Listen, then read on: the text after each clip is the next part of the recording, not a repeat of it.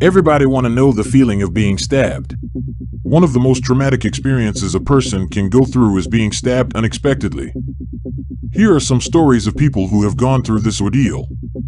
Emma Berquist, in her article "There's Really No Easy Way to Say I Was Stabbed," shares her experience of being stabbed 6 times in a park in Wellington, New Zealand. She describes how it felt like getting punched really hard and how she initially thought it was a friend trying to surprise her with a bear hug.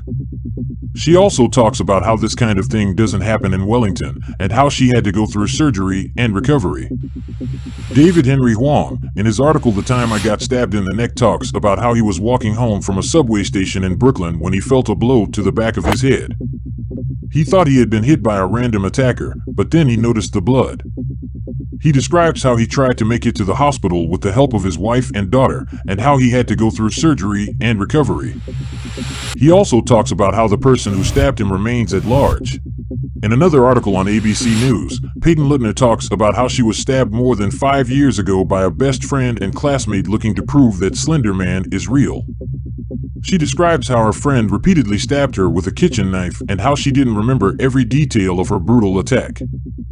She also talks about how her trust was broken by her best friend and how she didn't believe that her friend and another classmate were going to get help for her.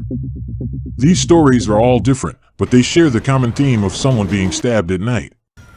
They also show the physical and emotional trauma that comes with such an experience.